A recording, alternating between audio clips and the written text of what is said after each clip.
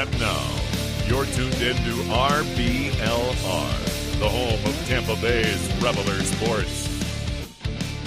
Hello, everyone out there in Tampa Bay and beyond. This is James Knowles coming at you for the RBLR Sports podcast. I am here tonight to cover the Rowdies with my, I don't know. Am I with my usual co-host? Who we got over here? Is this an imposter, Carlos? Oh my goodness, I was muted. It's 2023 and I still don't know how to work technology. I'm covering my eyes, James. If you're not watching the YouTube stream of this, I'm wearing some sunglasses over my face because I'm in tears, James. This was a terrible weekend. I hate my life. I had more fun watching the preseason game for Georgetown men's soccer against Virginia Tech than I had watching this Rowdies game.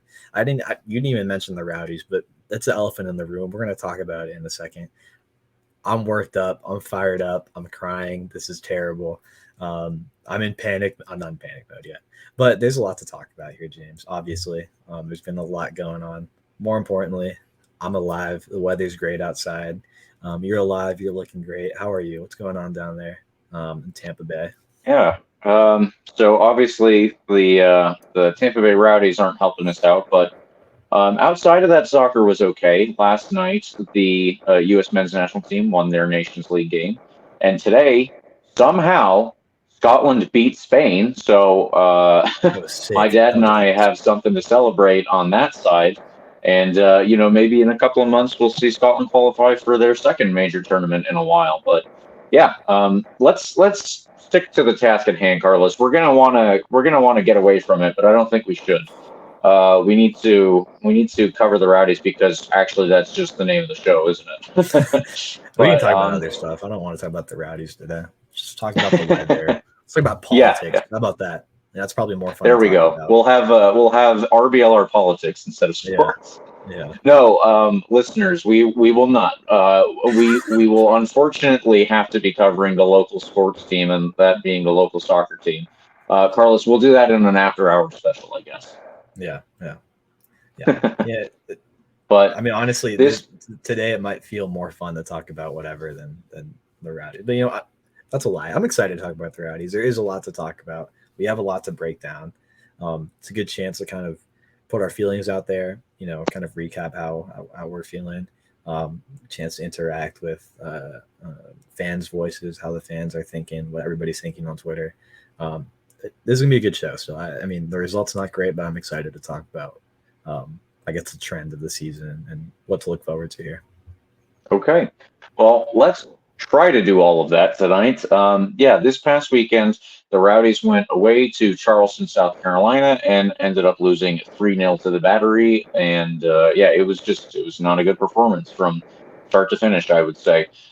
So we lost 3-0, and we're going to have to obviously cover all of that action as much as it entails. And then, Carlos, you and I will also have to do a preview for our upcoming game this weekend at home versus Birmingham Legion, so we'll get to that later on in the show. Just a quick update in the RBLR Cup standings. Right now, I am on 2 points because I have guessed our result twice, and last week our guest, Matt Cox, also guessed the results, so he gets a point in the guest spot, and right now, Eureka and Carlos, you guys are on 0 points, but I don't think anybody's doing too well. I think we all had, a little too high expectations, unfortunately, for the beginning of the season. So we're going to have to pick up our game one way or another, or, somebody's going to have to do that. But before we get into everything, please, of course, like and subscribe to our podcast. We are on all major podcast platforms. And, of course, please follow us on YouTube, Twitter, Facebook, wherever you are at RBLR Sports. That is where we are. So, Carlos, if you could, please take us into the quick review, and then, we'll get started with the actual questions and whatever analysis we have. Yeah, let's jump into the lineup. The starting 11 was Phil Brano still. Notably, Connor Sparrow was on the bench for this game. I believe that's the first time that's happened this season, so maybe trending into the starting spot sometime soon. Harivo, Kleeman, Lasso, and Guillen kind of made up that back line-ish. Harivo kind of playing a more, explicitly defensive position for the first time this season. We had Jordan Doherty in the midfield, Dayon Harris and Ekra also supporting him. And then you had Charlie Dennis and Jake Armin with Cal Jennings wrapping up the attacking unit up top. Yeah, I mean, I turned on the stream and we were down 1-0, James. The Rowdies went down 1 literally 3 minutes in, and by the 10th minute we were down 2 on a penalty. Admittedly, I turned off the stream after the first 10 minutes. I put it out on Twitter. I could not watch any more of that. It was probably one of the worst starts I've ever seen from this club. Yeah, I mean, that's all I have to say there. The rest of the first half wasn't as ridiculous as those first 10 minutes, but they certainly could have been up by 3 if it wasn't for a couple of good saves from Phil Brano. Ultimately, they did get that third goal off a weird deflection that bounced off Doherty, just bounced into the top corner, but right by Phil Brano. Yeah, we had maybe one chance all game. And by the end of the game, we were down 3-0, 3 points for Charleston, and maybe one good chance for your Tampa Bay Rowdies. A Cal Jennings shot late or kind of in the middle of the second half with a great save from the Charleston goalie. First time I've noticed Cal Jennings in a game this season. Good shot. But again, really expecting more from him as we go forward. Other notable thing, I mean, there were 2 sendings off for coaches on both benches, including the Charleston head coach, Pierman. Weirdly, I mean, I've never seen it where you're up by, I think they were up by 3 goals by that point. He got sent off. Maybe it was 2 goals, but either way, he got sent off when they were up at least 2 goals. Really weird situation there. And that was it, James. I mean, that was the game. I went back and rewatched a large chunk of it, majority of it, and it just really wasn't anything going on. We were flat. We were out of the game as soon as the game started, literally. I mean, 3 minutes in, they got that first goal, and we looked like we shut down, truly. I mean, I have a lot to comment on on this game, but I'll give you some space to give your comments first. What happened here, James? Like, what did those first 10 minutes? What happened in those first 10 minutes that led us to be down 2-0, really before we even had a chance to get into the game? Yeah. So, boy, there's so much to cover already, isn't there? I think that roughly we started in a 4-1-4-1 formation. Obviously, things change every now and again with players following the ball and so on, but Jordan Doherty was the guy who was sitting in front of the defense, give or take, and then we would try to build from there. Unfortunately, though, our build-up play did not really last too long, because before we were able to actually do any real build-up play, Charleston got their first goal. So what happened in that first goal was that originally Charleston had the ball within their own defensive third. And I believe, Carlos, we won it back, and then Charleston also won it back, all within the space of like 5 seconds.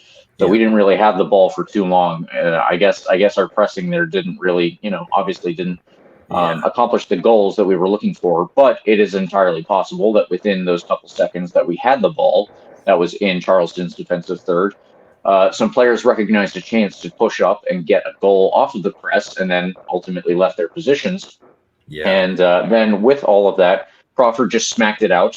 He cleared the ball, and it ultimately fell to Nick Markanich. I'm trying to say Anthony again because that is Nick Markanich's twin, but it's Nick Markanich that plays for Charleston. So it fell to him, and he broke away. And yeah, it was just a very good setup ultimately to Fidel Barajas. An insane. Fidel Barajas is 17 years old, we need to keep in mind. And he curled the ball past Aaron Guillen, who was kind of slow to close him down, and past Phil Breno into the far post. So that was that goal. And, obviously one goal in that kind of very early transition thing, you can kind of forgive that. It's you shouldn't give it up, but okay. So, a mistake happens here and there. And unfortunately, this time it was punished, and it was punished pretty heavily. But okay, so we're starting from scratch. Let's say we are on 1-0. Let's try and get back into this game. Then, of course, Carlos, it got worse. Not 7 more minutes passed, And so we had another chance here, and we were on a potential breakaway. It looked like, as far as I was concerned, a potential breakaway is blocked, and then Charleston came right back at us again. And this time, when Charleston came at us, there was kind of a scramble in the box when they took a shot that was blocked, and the ball goes up in the air. Forrest Lasso goes up to try and head it away, and instead of doing so, he just slams Derek Dodson to the ground, and they award what I think is the first legitimate penalty against the Rowdies this season, and they scored it, and then it was 2-0. And as you said, Carlos, the wind was kind of out of our sails before this, but it was certainly gone. We were totally knocked down for the rest of the first half, it seemed to me. As much as, things kind of calmed down, like we mentioned, it also wasn't good in this first half. In fact, Phil Breno stopped Augustine Williams from scoring a surefire third goal. Only 10 more minutes later. I think it was close to the 20th minute, if I'm not mistaken. It was not much later. No. It was the 21st minute. So Charlie Dennis turned into traffic, and Nick Marcanis was there to take it off of him immediately. He turned it over to Augustine Williams, whose shot, like I said, was saved by Phil Breno. So that is how at least the first 20 minutes went. And like I said, we kind of calmed it down afterwards. The calming down was almost just like Charleston's not going to get any more points or chances, but neither will we. So I guess that is an improvement in that we're defending properly, but, we're not getting back into the game, and so we didn't. Yeah, well, let me go back to that first goal, because there are some players on our team that deserve to get called out for what happened. Let's break it down a little more. Yeah, Kleeman got cooked. He got cooked. I mean, he pushed up. Maybe you can credit it partially to the fact that we had the ball for like half a second and had a chance to break away. He pushed up a lot, and it was a terrible idea. Like, he was trying to press him at like half field on the counterattack. And there was a player who touched it to Markinich. Is that how you pronounce it? Markinich? Nick Markinich? Something like that. So, yeah. There was, I'm forgetting the name of the player who like touched it to Markinich, but Kleeman was like on top of him. The Charleston player was shielding the ball, and Kleeman was like right on top of him. All this guy had to do was touch it to Markinich, and he was gone. That's why he had so much space, right? So he was clear and could do whatever he wanted with it. And eventually he decided to pass it to Barajas, who, again, is 17 years old. He was up against one of the best defenders in the league the past couple seasons, Aaron Guillen, right? I'm not over-exaggerating that. I mean, Aaron Guillen's been like fantastic, right? And recognized that way. Yeah. And he got cooked by a 17-year-old, James. Like, yeah, that is quite possibly the worst way to start a game. I mean, obviously, the worst way to start a game is going down by one goal super quickly, and we did that. But the way in which it happened, it was so self-inflicted. It was a mental lapse from Kleeman to push up that far when Charleston had this clear counterattack and try and, body this guy off the ball. But again, all he had to do was pass it to Markinich, and Markinich was clear. Like, he was gone. And Kleeman's not fast enough to track back in time and stop that counterattack.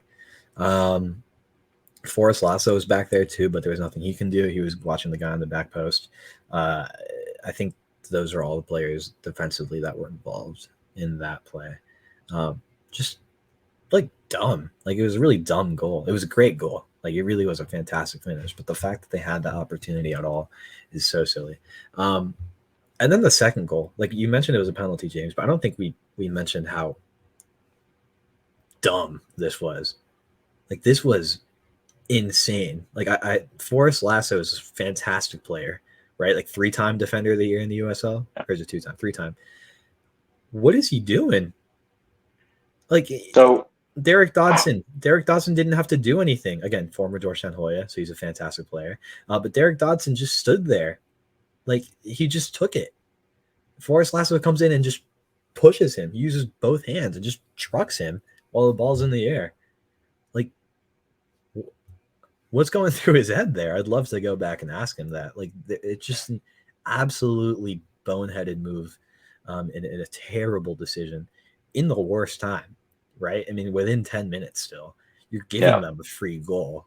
I mean, again, a penalty is not necessarily a free goal, off like up to luck sometimes. But you don't want to put them in that position for free. They didn't do anything to earn that. Like, really, it's the highest expected goals you can get. So yeah, I mean, there was no, like, they didn't really have to do anything to earn that second goal. We just gave it to them. And I think that all the goals were frustrating. It's always frustrating to concede, but that particular penalty we conceded, that's what like made me turn off the stream that night. I had, papers to do for Monday, a 2-hour presentation yesterday. Like, I had better things to do than watch Forrest Lasso just truck Derek Dodson for no reason, right? It was insane. It was really, really dumb, and it's so frustrating because we know he's probably the best defender in the USL, like just raw talent-wise. I don't know what else to say on that. I just needed to go back and vent that frustration because it's been on my mind all weekend. It's a total bonehead move. Like, and we've seen him make a couple mistakes in past games now. Obviously, there was, the equalizing penalty against Indy. Probably not a penalty, but just the fact that it was a mistake in that moment was uncharacteristic for Forrest Lasso. And I said back then, 2 weeks ago, that he would, not make a mistake like that going forward because he knows how to adjust. But he did. He made a pretty bad mistake. Again, he's a veteran of the game. I think this shouldn't be a recurring problem, but the fact that it happened is just insane. It's not even like you were down 3-0, 4-0. Like, it's just a frustration penalty. Like, who cares at that point? I'm just going to beat this guy, right? We were only down 1-0. Like, it was a new slate. Like, go get it. Don't, like, give them the 3 points. I don't know, James. It was frustrating. That's all I have to say on that point. I think it was worth going back and breaking it down a little bit so that we remember that these were totally avoidable goals.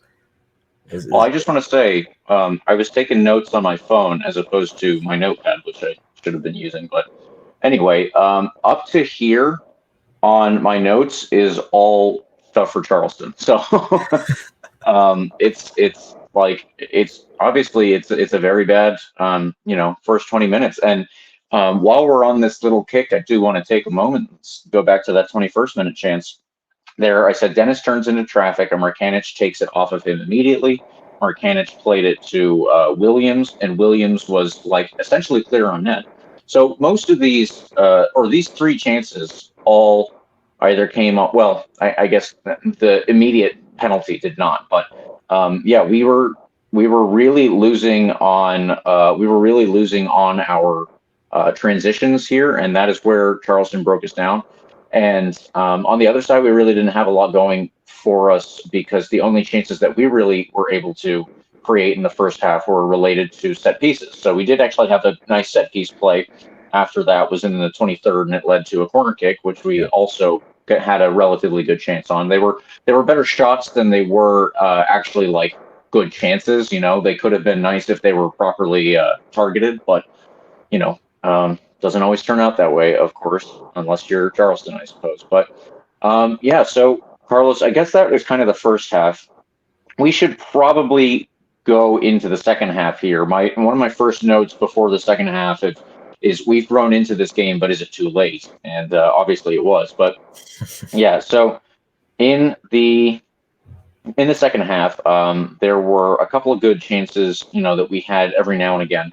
But it was actually that one good shot that you mentioned from Kyle Jennings. And then in the 59th minute, Charleston broke down our left, and they cut it back to Nick Markanich again. It's kind of frustrating how many times his name has to be said when we're going over what our notes were for the previous game. And his shot was just deflected, and it looped up over Phil Breno. So actually, I don't know if that. I need to check and see if that one counted as a goal or a Markanich goal or an own goal. But yeah, it was a goal. Yeah. Okay, so there you go. But yeah, it was just that one was more of a loopy shot, and you can kind of say, okay, whatever. Jordan Doherty did a relatively good job of closing him down, and it's just, every so often a weird, crazy deflection that you can't really predict or protect for happens. And if that were the only goal that the Rowdies gave up, then, Carlos, I think you and I could look back and be like, well, shoot. Improvements, blah, blah, blah. But obviously that isn't, and that wasn't the only part of the game. I don't have any other notes related to, what the Rowdies were doing to try and help break them down necessarily. And the only thing that I have after that is, Stuart Dobson getting sent off, which I'm sure was related to a lot of pent-up frustration. And then Ben Pierman getting sent off, which should not have been frustration. So I don't really get that one. But what did you see in the second half, if there was any difference between them for you? I don't even know, James. I really don't. I can't really think of a chance that we created in the second half that was like, wow, you know what I mean? Like, there really wasn't much going on. Yeah. Let me think real quick. Ariel Martinez had one shot that was like kind of just off the post, not off the post, but it was just wide. It was a good look. He had space and he ripped it, and good for him. It's a shot you take 9 out of 10 times. Goes in maybe 3 out of 10 times. It's a good percentage shot there. But like, we didn't do anything much different. It felt like I don't think we changed much up to like stop Charleston's attack or anything. Like, it just felt like they were kind of comfortable with their 2-0 lead and knew that based off how we were playing that they didn't have to create much more. Like, you could tell, you can kind of tell when the team starts getting comfortable, right? I think Charleston felt pretty comfortable. Especially when that third goal came. Like, they don't need 4 goals. They don't need 5 goals. Like, 3 goals, a 2-0 win against, 2-time back-to-back Eastern Conference champion Tampa Bay Rowdies is a good statement win. 3 goals, like, you're chilling. You're cruising. You take a step back and just avoid injury. That's when you start making your subs. You let the boys play. Maybe on that topic, we should mention that Charleston was missing 3 starting defenders. So I don't know how much deeper the boys can play. Like, in that, I don't know how much deeper into the bench they wanted to go to be comfortable. It still just kind of get some playing time in there for the bench players. But again, even with those 3 starting defenders missing, like, am I just forgetting a really clear chance we had in the second half, or like, can you think of any others? I'm blanking right now. Or do we literally just were we flat second half as well? No, I had the one thing written down from Cal Jennings, and then outside of that, the only other things that we had were set pieces. So effectively, you could say that we really didn't create anything in this game, as far as I'm concerned. Yeah. And like you said, so their international break, we talked about this last weekend in the preview, but if you missed it, Charleston, their starting left back for the first 2 games, Declan Wynn, was away with New Zealand, as well as a new signing who hasn't played yet. So he wasn't going to be a factor. Then their 2 starting center backs for the first 2 games were also away on the international break. Leland Archer with Trinidad and Tobago, and AJ Patterson with Grenada. So that is 3 of your back line.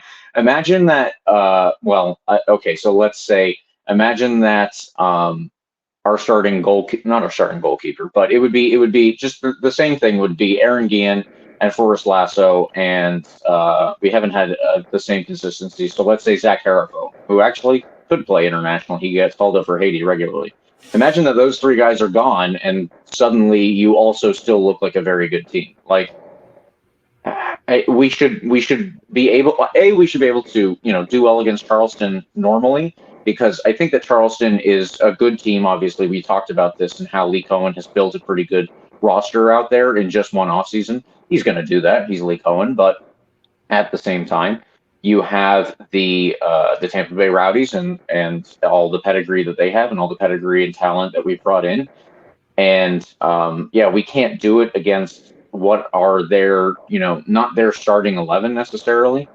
And that's not to say that the players that replace them don't have quality, because look at the storyline, they obviously do, but it's like this is the kind of stuff that, storylines are made out of, This is the kind of stuff that people read about from, some article on ESPN, let's say, and they're like, wait, all of that happened? All of that was part of this? And then, afterwards it's just like, what's the explanation here? And I don't, Carlos, I had a question about tactics here, but I don't even know that it's totally down to tactics. Like, it is partially in the sense that we kind of got burned on the transition more than once, but also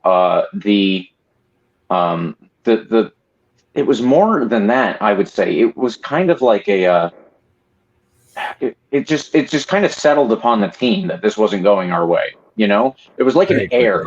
It was like an air was on the field, and we were just being shut out. So I don't know. Like I said, this is kind of where narratives are formed, and I worry about people's quick reactions and everything. It's still only the third game of the season, but yeah, we looked abysmal, and people are going to start texting, chatting, tweeting, all of those things. And so I don't know. It's very hard to kind of, well, okay, I guess my last question before we do the man of the matches, everything that I've just said, do you see something from this that's bigger than a 1-game trend? Let's say possibly bigger than a 2 or a 3-game trend, or do you think that it's it's small? It is just this one-off, and we're gonna be able to bounce back. That's a good question. Well, the thing I've mentioned now the past couple of weeks is this Kyle Jennings signing and JJ Williams. To be fair, JJ Williams did not touch the field this week, and maybe that's for a reason. He's been invisible the past couple of games, really hasn't done anything. Kyle Jennings, maybe a little more visible in him. He had at least got a couple of shots off. Yeah, he got one pretty good look this game. It was a good shot. It's like he's on an island up there, though. Like, exactly. That's probably indicative of the midfield situation without Lewis Hilton. At the same time, like, this guy was hyped up like a lot, and hyped up because he could do things like score 12 goals for a Las Vegas team that had no support, practically like by himself. And I'm not seeing any of that yet. Again, 3 games in, I don't want to say the same thing I've said for 2 episodes in a row now about how it's pretty early in the season. And we're just kind of waiting for, the attacking unit to connect, build some chemistry, put some goals in the back of the net. But at the same time, like, we've had a whole preseason. It's not like this is, it's not like we just signed Kyle Jennings like a couple weeks ago and he's just thrown into the team. The only striker that I would expect to play like Kyle Jennings and JJ Williams have is Felix Schroeder. And that's because he got into the offseason late, like really late in the offseason. Yeah. So it would be expected for him not to play with much chemistry, not to be like, connecting very well. But I don't see any like offensive production like at all.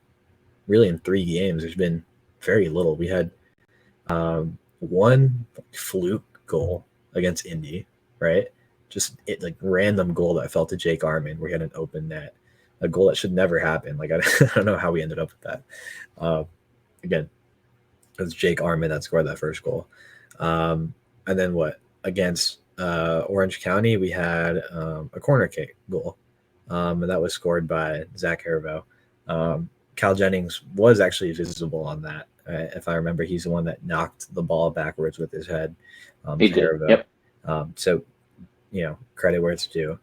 There, creative, really good play. And you mentioned the set pieces and how like those were kind of some more dangerous chances this game. So I think one positive you can take away, one thing that you can say maybe we're better at this season so far than the last season is the set pieces. We've been more dangerous. You know, we have at least a goal off of a corner, which historically for us has been hard to come across. So that's good. We're kind of more dangerous on set pieces than I've seen in the past. But like if that's our best mode of offensive production, like we're kind of screwed. So, I mean, Yeah. Again, it's early on in the season, but like I have to see something from this attacking unit.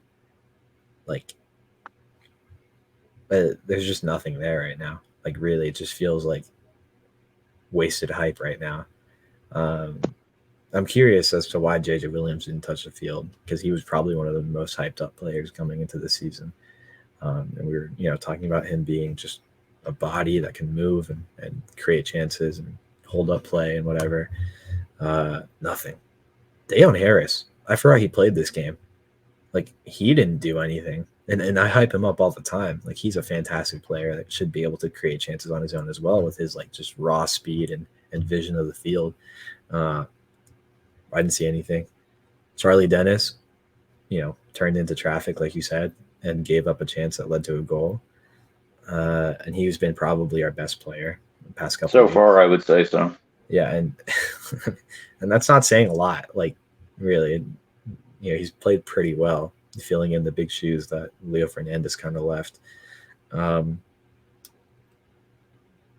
think those are kind of my broader narratives, we could say, to take away from this first 3 weeks. Obviously, where's our offense? Was this attacking unit overhyped? Are they going to click soon? How badly is this Lewis Hilton injury affecting us, right? Is he the reason that we can't get the ball to the attacking units? Yeah. And, I mean, that's kind of it. You can't even say too much bad stuff about the defense necessarily. I mean, you concede 3 goals in a game and whatever. Like, that's, I guess, a pretty bad game for you on the back line. But I'm not necessarily concerned about them because, conceded 1 goal. I don't know, 5 goals in 3 games is not unprecedented. They could get it together a little bit more, not make silly mistakes like the ones we saw this past game. Obviously, Forrest Lasso made a dumb error. Like, you can fix that pretty easily. Kleeman made a dumb error. You can fix that pretty easily, just dropping back a little bit more. Yeah. I wouldn't say there's a narrative for me on the back line. I'm pretty confident about what they can do because Kleeman's super talented, because I know Guillen's super talented, because we know Forrest Lasso is the 3 times defender of the year in the USL. There's nothing going on back there. Like, they'll figure their stuff out. But I am very concerned about the attacking unit because it's not even fun to watch right now.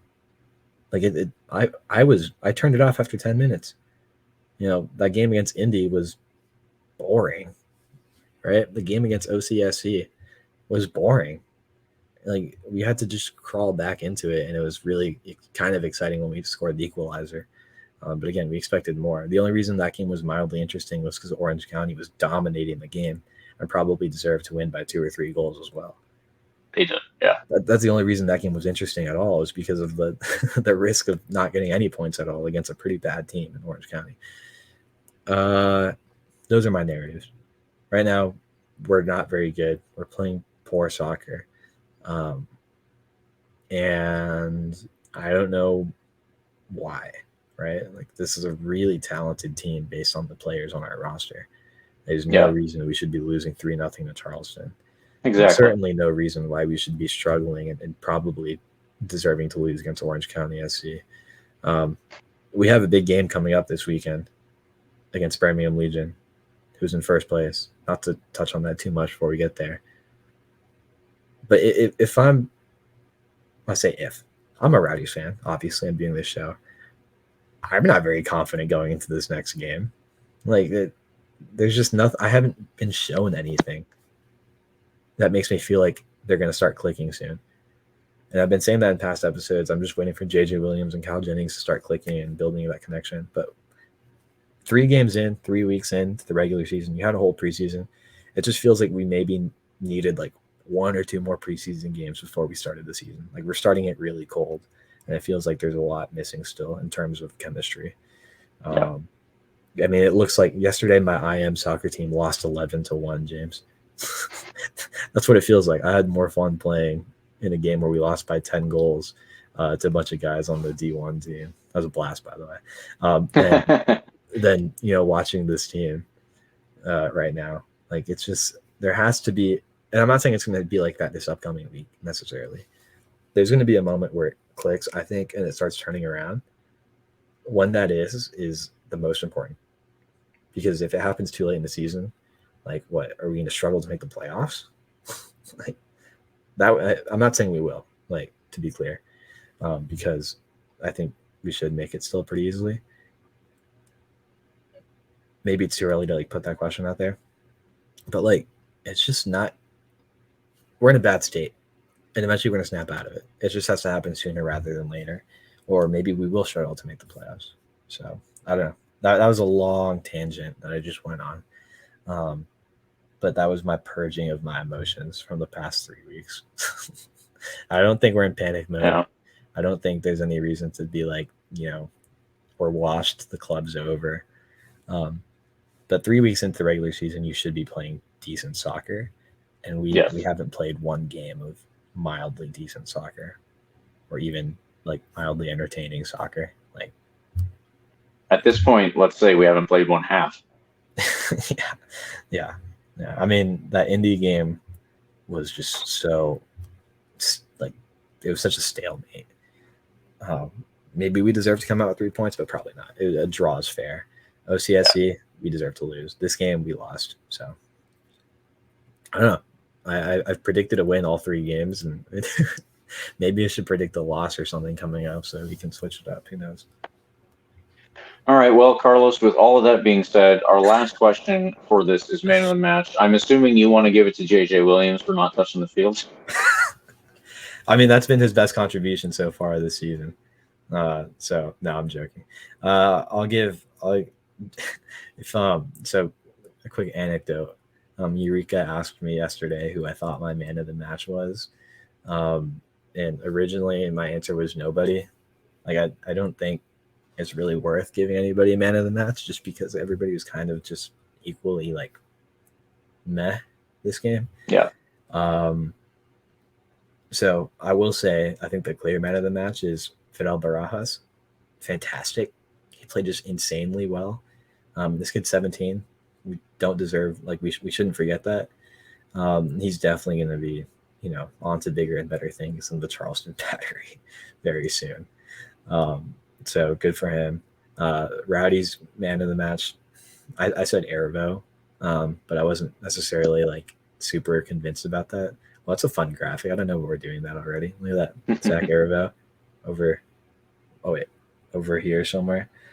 Yeah, I mean, good for him. He existed on the field. He existed. He kind of touched the ball. He tracked back in a relatively new position for him. Yeah, whatever. Watch the YouTube video of our podcast because you can see fun little graphics like Zach Arvo in the corner when I say his name. That's my pitch to everybody listening on Apple Podcasts or Spotify Podcasts. James, who was your man of the match? Yeah, by process of elimination, I narrowed it down to Jake Ehrman or Zach Haribo because they did the fewest bad things, and ultimately I went with Zach Haribo. Nice. But it could have been Jake Ehrman, but it's not because either of them stood out in any particular way. I would say it's because both of them did. Yeah, it is literally because they did the fewest bad things. Like I'm not trying to. I don't know, hide something or whatever. But that's literally what it was. It was process of elimination, and we landed on that, I guess, together. So yeah, great pick. I will say Arvo has had. I mean, Charlie Dunn is probably the best player of the past 3 weeks. Arvo has been, I think, worth whatever we paid him the past few weeks. I mean, he's tracked back. He's been playing his role. Like he's been playing defensive. He saved a couple of goals against OCSC, if I remember correctly. tracking back and doing well there. He's just doing his job. He's not one that's supposed to create a lot of opportunities or create a lot of goals. He's a defensive midfielder by trade. I guess kind of a defender this game ish, maybe like a wing back, full back thing. I don't really know. Neill Collins is always switching stuff off, which is good right now. I mean, you need to switch things up when you're kind of in a dry spell like this. So Ervo, I think, might be a close second or third for best player, in these first 3 games of the regular season. But I don't know. Yeah, that's for another discussion. Whatever. I'm done with this game. Let's move on, James. We need to All right. On to bigger and better things. Let's do our palate cleanser then and just say the liking and subscribing is free. And of course, we appreciate when you do that.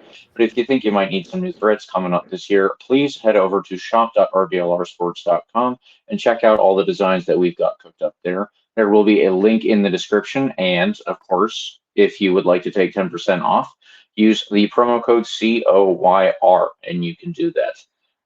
Please do check it out. There's obviously some cool stuff there, and you get to support the podcast, which we always appreciate because that helps us. Carlos, we have redemption on the line, shall we say.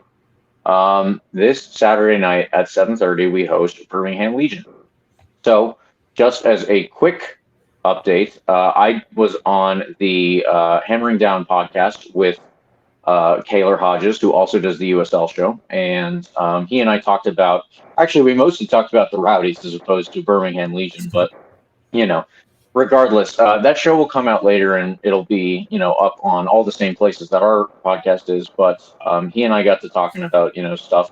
And in between all of this, it should be noted that the Tampa Bay Rowdies are in 10th place in the East, while Birmingham Legion is currently number 1 in the whole of the Eastern Conference. So, I am a little worried about that. And it's not looking too good from our perspective. They had an opening day draw and then 2 subsequent wins after that. Kaylor described their latest game as one of the best games he's ever seen Birmingham play. So, again, not looking too positive in my opinion. Very 2 different, really different attitudes going in. If I recall correctly, my exact words earlier were, this is the worst opening 10 minutes I've ever seen the Rowdies play in my life.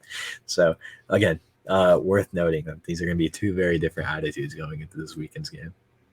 Yeah. So, to flesh out their record so far, they drew Pittsburgh at home, beat Tulsa at home, and then they went to Hartford and went to Connecticut and beat Hartford Athletic up there. So, that's what we're dealing with. And Birmingham have been lining up in a 4-2-3-1 formation. You might recognize that as the same formation that Charleston very heavily stuck to in our most recent game. And Carlos, could you take us through the majority of players or the starting 11 that we've seen so far, which has had a couple of changes here and there? Let's do that, James. Like you said, drew Pittsburgh at home, beat Tulsa at home, went to Hartford and beat them there.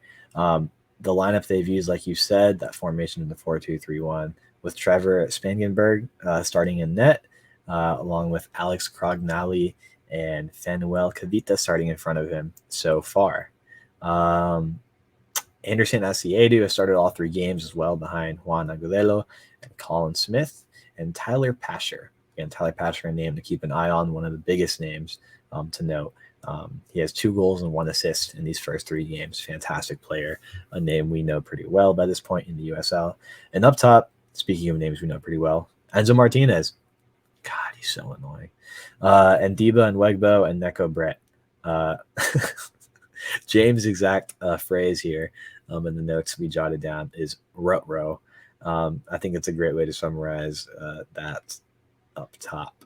I was a huge advocate for signing Enzo Martinez this offseason. It's unfortunate he's still in Birmingham. Again, with our form and theirs being what it is currently, it's going to be a very tough game. It's 2 very different attitudes going into this game. This team's coming off what James said, our friend over in Birmingham, like the best performance he's ever seen. Is that what you said? Is that what he said? I'm not I'll save my prediction. But the point is, it's going to be a tough game. I think that's pretty obvious.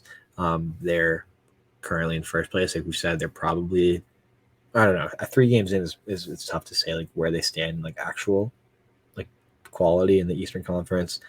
I don't know what else to say. I don't. Birmingham Legion, they're a solid team. They have a fantastic attacking unit. They're rapid in pace. Enzo Martinez is so creative, kind of in the middle of the field. You don't really know what he's going to do next. Like, we have to be on our toes. This is a team that, if Kleeman makes the type of mistake where he pushes up a little bit too far, like this past game, we'll get exposed pretty quickly. So good timing to make those mistakes in Charleston, because now we have a time to regroup, fix those mistakes ahead of a team that plays as well with as much creativity and pace as the Birmingham Legion. Yeah. And I believe you mentioned Tyler Pasher. Like you said, biggest name to know out there. He's got 2 goals and an assist so far this season. We are going to have to shut him down. And that's going to be more important when you look at the people who are around him, which include former U.S. men's national team player Juan Agudelo. Juan Agudelo has been playing, actually, what he's been listed as in the formation is effectively lining up in the number 10 role. I think it should be noted that Juan Agudelo probably has the license to travel wherever the hell he wants, because he is, the probably the highest paid player on the team, if I had to guess. I don't know for sure, but so he and Tyler Pasher, who I think just last year earned his first Canadian national team cap, if I'm not mistaken. He was with Houston, and he started off the season really well.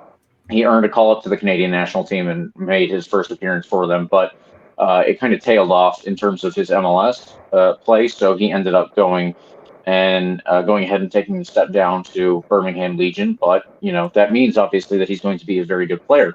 If you are making your international debut for this Canadian men's national team, like maybe 10 years ago, it would have been not that indicative, but in 2023 or 2022, I should say, that's a very good player. So we're going to have to shut a lot of players down who have a lot going for them. And the other one that I want to mention is Colin Smith.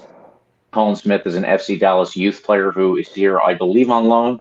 Almost certain of that. And what he is usually is a fullback. So I'm assuming that he will obviously bring a lot of pace to the game. Okay. The other conversation that I wanted to mention that I had with Taylor Hodges for his podcast was just that it's really difficult to predict how this is going to go. As he described it, you can kind of talk about tactics all you want, but it's almost just a case of who's going to have the better mentality in this game. Are Birmingham Legion going to go in hyper confident because not only are they top of the league right now and apparently playing some of their best games ever, but they're playing a very poor Tampa Bay Rowdies team? If I was telling him this is the best time that a team can play Tampa Bay at home. Usually, Al Lang is considered a very tough place to play, I would say. It's not a fortress, so to speak. We have given up stupid points here and there, but it is a tough place to go. If you want to play in St. Pete, this is the time to do it. And with that being said, though, is this the time that the Rowdies finally kind of start to click? He described it as, you don't want to attack a wounded animal, and maybe that's kind of where we are. So I'm kind of lost on this, Carlos, and it's going to come down to mentality, like I said. And our predictions, I really don't know. Yeah, that's a great summary, I guess, for my mentality going into giving our predictions here, because Al Lang, even with how the team is right now, is a very tough place to play. I imagine if you're Birmingham, you feel good about going into this game right now, but I don't think they're like overconfident or anything. It's hard to do that against Tampa Bay Rowdies. It's like the same thing with like Louisville or like, last year when Phoenix was bad. And whenever a team goes to play Phoenix, like, I don't think you're too overconfident even when they're bad, because it's Phoenix. because it's the Rowdies, because it's Louisville. Like these are the kind of the big teams that even if they're not playing well, it's hard to just go in there and steal points, especially when you're playing them away and when we're playing at home. So I think they're going to come out here with a good mentality. I think it's really down to how we play. Like Birmingham's going to play well. I think that's pretty clear. They're trending up. They have a fantastic squad. I think we have a better squad, like we do. Are they going to click though? What's our mentality going to be after these first 3 performances? What's our mentality going to be when we're in 10th place in the Eastern Conference, right? Yeah. Like that shouldn't happen for the Tampa Bay Rowdies.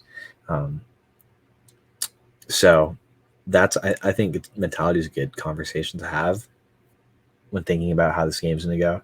I think more than Birmingham's though. I think it's all about how the Rowdies come out and play, how we're feeling going into this game. That being said, I think I'll give my prediction here, James, and say that we draw 1-1. Yeah. Okay. Yeah, I think that's where I'm gonna go. We're playing at home. We're playing against a fantastic Birmingham squad in good form right now, but we're still playing at home. We still have a fantastic team. We're gonna get some silly set piece goal off of a corner or a silly free kick, or I don't know. We get a penalty. It's not gonna be an open play goal. I don't think we're there yet offensively. And Birmingham's gonna cook us on some sort of counterattack, and it'll be 1-1 by the end of the game.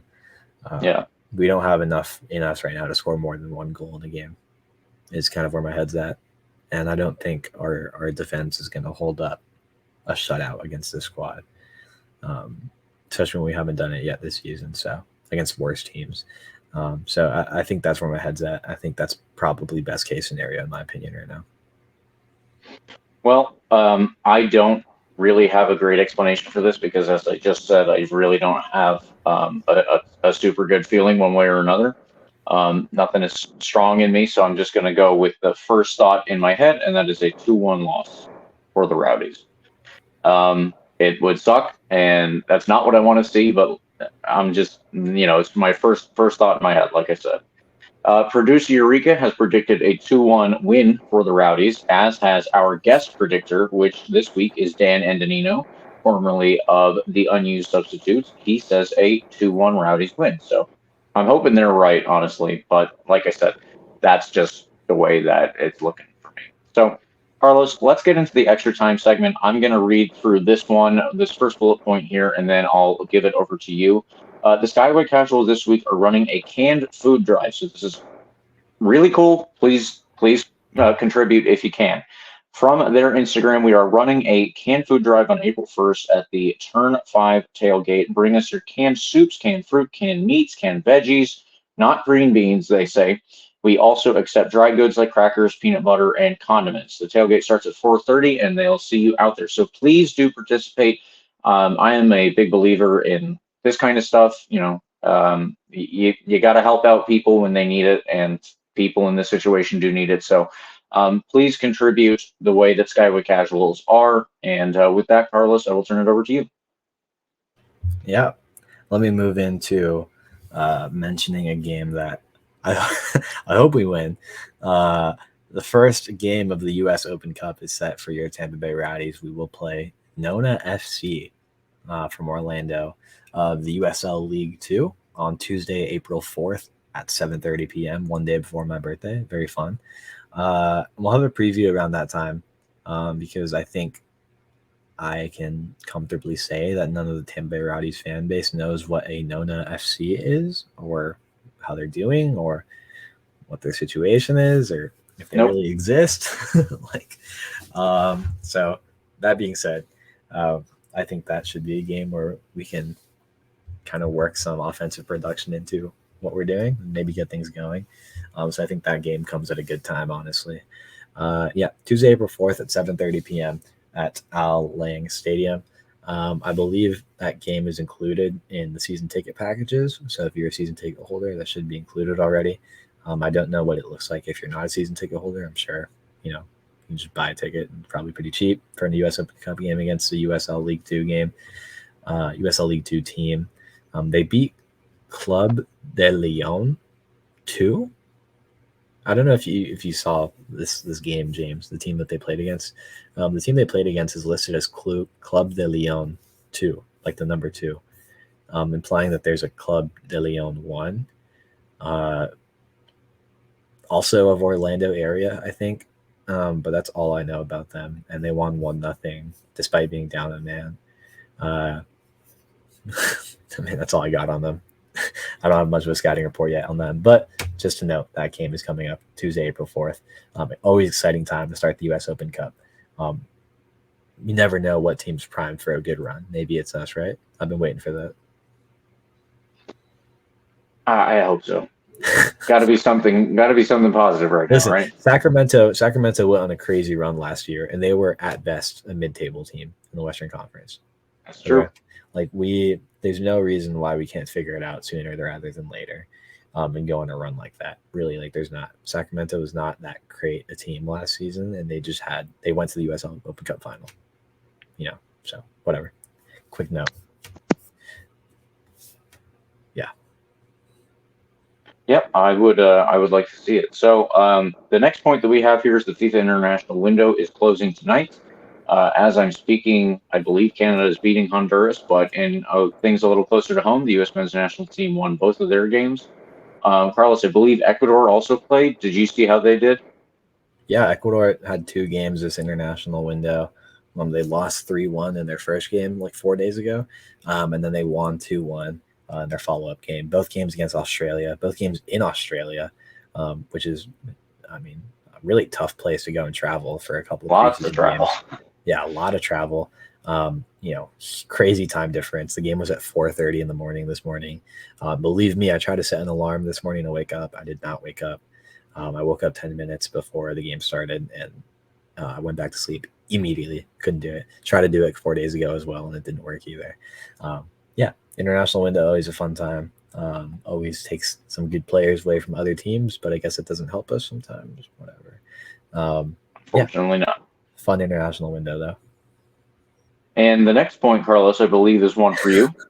Yeah, I've been keeping up with this trend now for the past 2 episodes, so I wanted to keep it up again because I kept mentioning Loudoun United at the end of our last couple episodes, in case they were legit.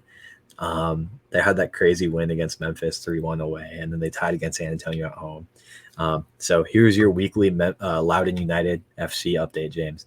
Loudoun United lost 3-0 to FC Tulsa. So I think they're done. I think that run was fun. They had a good season. It's over. We can pack our bags. If you're a Loudoun United fan, time to go back to the bottom of the barrel. Unfortunately, I think it's over now. It was a fun run. Well, they did try, and we can't say that they didn't. But the last one I will take here is a plug for Taylor Hodges. Excuse me, Taylor. That's awful. But anyway, Taylor Hodges podcast, Hammering Down. And it is the local podcast for Birmingham Legion. And I went on there today so that I could give him, an update on the Rowdies and all that stuff and see where they are.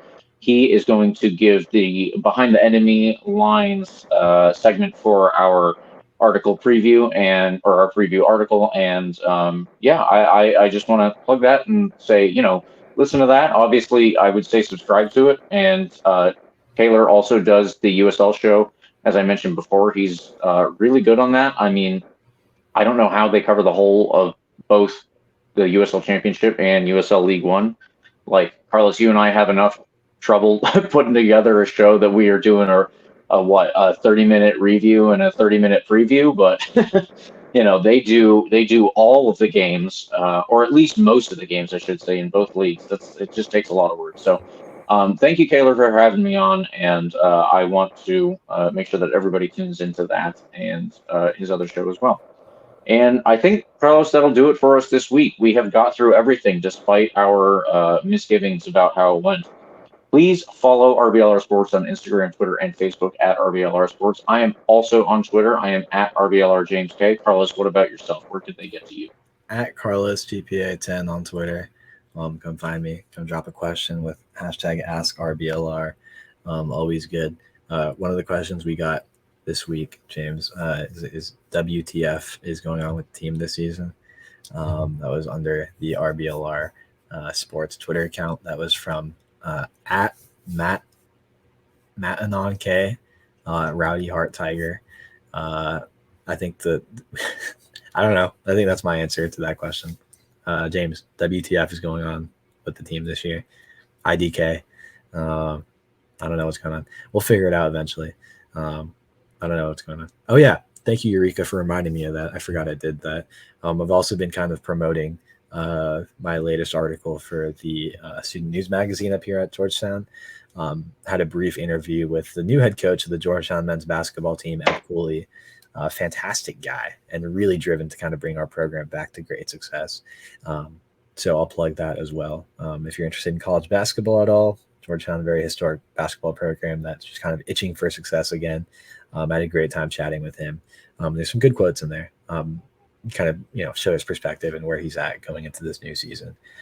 So, I'll end with that.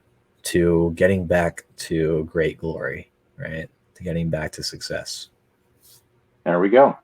And listeners, please like and subscribe to our podcast. Of course, we are on Spotify, the iHeartRadio app, Apple and Google Podcasts. We are also on YouTube, where you can get the full experience listening to us and seeing our lovely faces here, Carlos, even though tonight we might have started the evening crying. But yeah, please, everyone, do all of those things that we've given you the marching orders for. And we will go again on, sometime next week. But for another chance at redemption, we go again. Come on, you Rowdies.